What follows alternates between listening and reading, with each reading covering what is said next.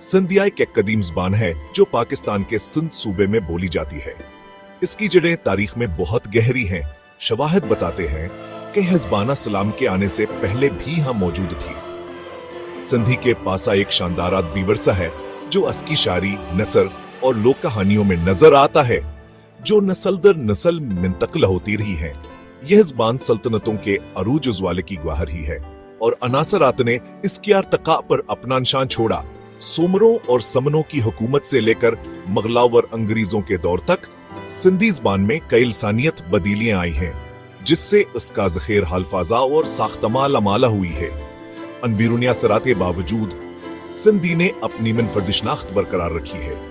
इसका मतनम भाव और इजहार का अंदाज सदियों से शायरों और कहानीकारों को मोहलीता है, जिसकी वजह से यह सिंधी सकाफत का एक लाजमी हिस्सा बन गई है। कुरान का सिंधी तर्जुमा ज़बान की तारीख में एक अहम मोड़ था। असहम वाक़े ने पाक किताब को सिंधी लोगों के लिए उनकी अपनी ज़बान में काबिल रसाई बनाया। उलमा का ख्याल है कि कुरान का पहला मुकम्मल सिंधी तर्जुमा सदी में जाहिर हुआ। इस तर्जुमे ने कुरान को सिंधी थकाफती तनाज़ुर में समझने और इसकी तशरीह करने के नए रास्ते खोले। इस तर्जुमे ने खवानदगिया और तालीम के फरोग में अहम किरदार अदा किया। इसके साथ साथ सिंधी ज़बान की मयारी तावर अस्कियात बेरवायात में भी अहम किरदार अदा किया। सिंधी ज़बान की मुनफरद लसानी खुसूसियात हैं जो इसे दूसरी ज़बानों से मुमताज करती हैं। यह एक हिंद आर्याई ज़बान है जो हिंद यूरोपी खानदान की हिंद ईरानी शाख से ताल्लुक रखती है। इसकी एक नुमायां खुसूसी तास की सूती दौलत है, जिसमें बड़ी तादाद में सरावर व सरावर वाजिन शामिल हैं। सिंधी ज़बान में कई दीगर हिंद आर्याई ज़बानों के मुकाबले में ज्यादा वजन हैं, जो अस्की मुनफरद आवाज का सबब बनते हैं।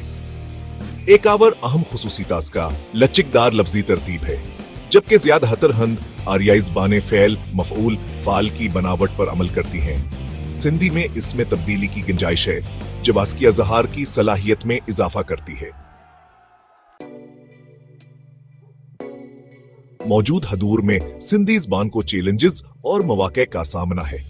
अगर चाह से पाकिस्तान में सरकारी हैसियत हासिल है, लेकिन तालीम, हुकूमत और मीडिया में उसके इस्तेमाल को बढ़ाने की कोशिशों पर मुसलसल तवज्जो देने की जरूरत है। दीगर ज़बानों, खास तौर पर उर्दू और अंग्रेजी का असर सिंधी की बका के लिए एक चैलेंज पैदा करता है। ताहम ज़बान के तहफ़्फ़ुज़ की अहमियत के बारे में शऊर बढ़ रहा है। सिंधी ज़बान की तालीम को फ़रोग़ दीने और डिजिटल दुनिया में उसके इस्तेमाल को बढ़ाने के लिए मुख्तलिफ इक़दामात किए जा रहे हैं।